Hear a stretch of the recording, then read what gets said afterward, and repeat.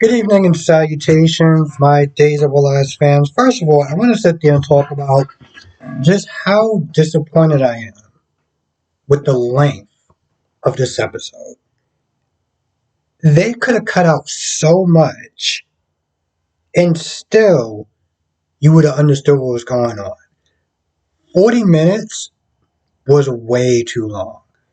They could have literally cut this episode into like at least 30 minutes, 31, maybe even 28 minutes, and it would have been fine. There was a lot of unnecessary scenes. The scenes with Maggie and Constantine was pointless. I know that they're probably going to have him do something later on because now she invited this man to her house, and I'm like, yeah, I get it. You know, that was Victor's friend and everything like that, but still, we don't know him. So when Justin came in and Maggie was like, yeah, you know, he's going to be sitting there staying with us for a while, he was just like, I know this is half your house, but we don't know this dude. You know what I'm saying? Like we don't know him.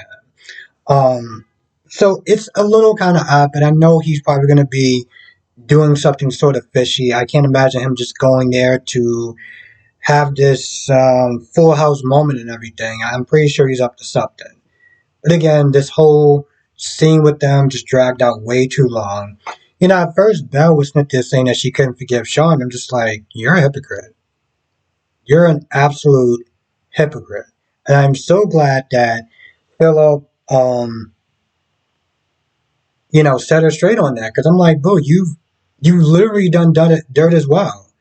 You are in no position to sit there and judge this man on anything. And I mean anything. Done your dirt as well. But he did set her straight.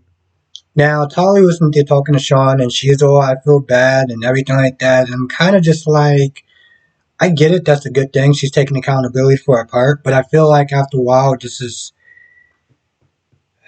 getting a little kind of old, to be honest. It's getting kind of old. But I'm glad that she is taking part in the fact that she did help ruin his marriage. Now, he did as well. They're both guilty. They're both responsible for that.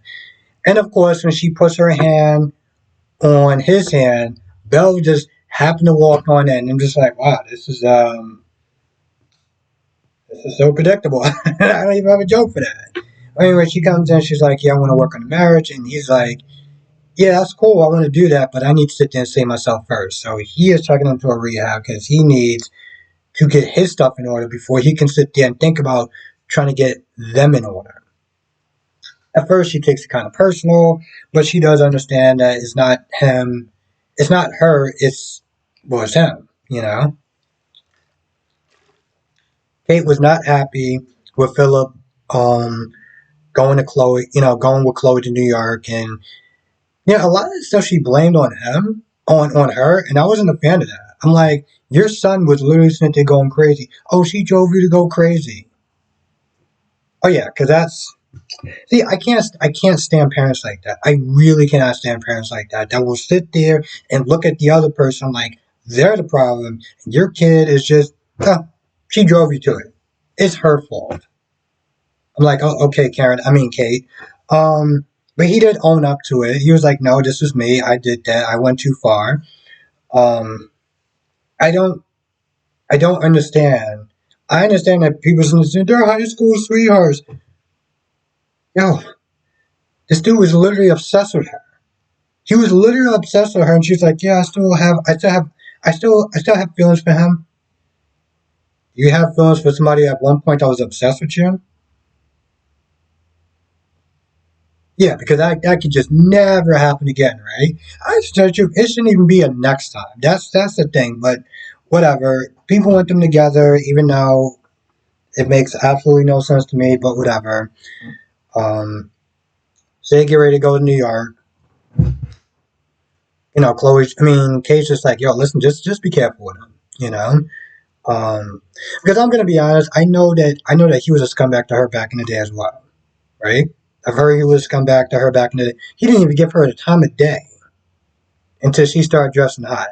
Until she pretty much did the whole not another teen movie, Pretty Ugly Girl. or She's All That, or whatever the hell you want to sit there and call it. Can't believe they actually made a stupid movie called He's All That. Anyway, before she started dressing hot, he didn't really notice her.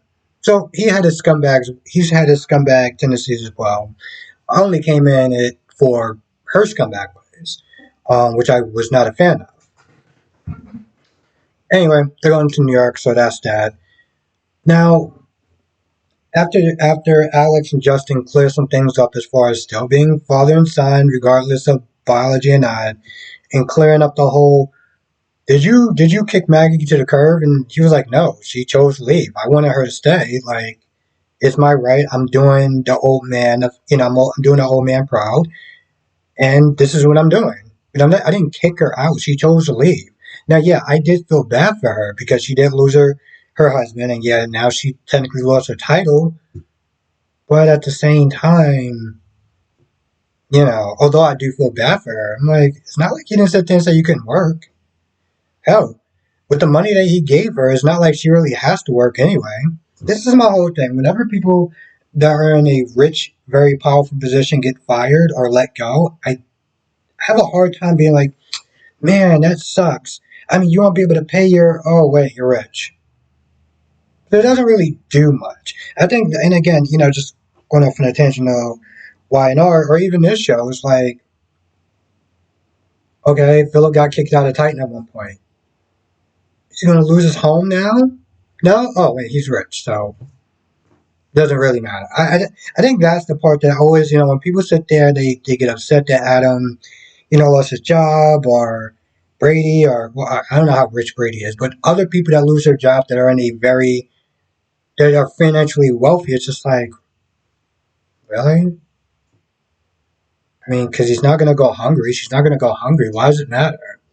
Victoria getting demoted and then possibly getting fired was like, oh my God, what is she going to do? She has kids. Oh, wait, she's rich. So it's not like Maggie not working again is really going to impact her day to day. It's not like she can't sit there and start up some sort of small business or whatever.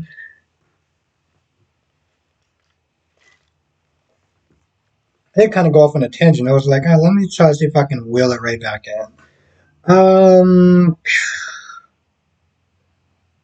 Oh, and Chloe says goodbye to Brady in this very long-winded,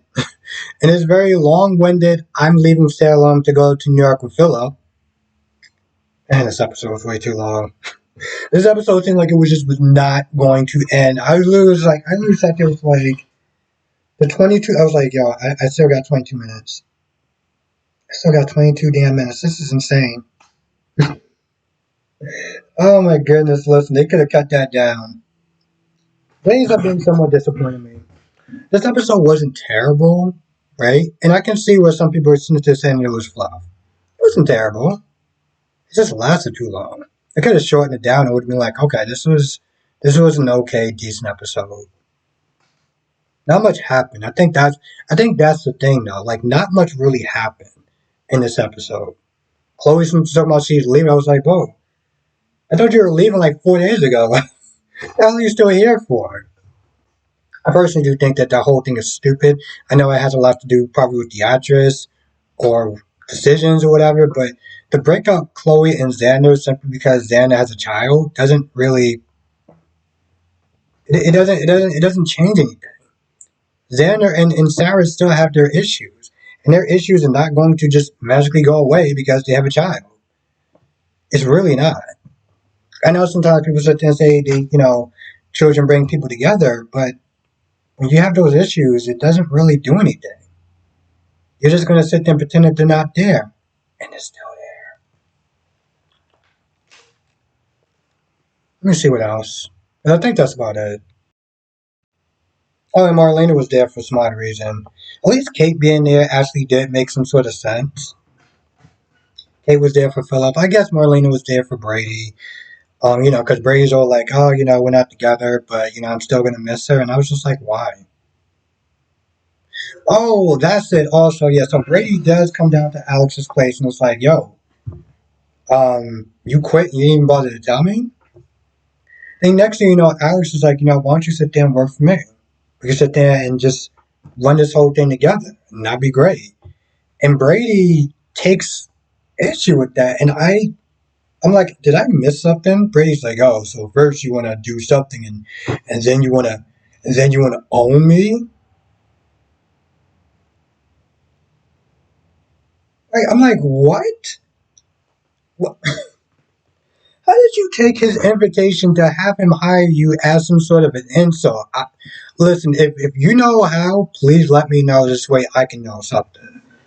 Because I really didn't see it. I really didn't see it. I would have kicked myself if I didn't sit there and mention that. Anyway, I feel like that's probably it. There may be some more, but I can't remember. Anyway, with that being said, I'm going to go. Thank you for watching. Stay safe. I'll see you in the next video.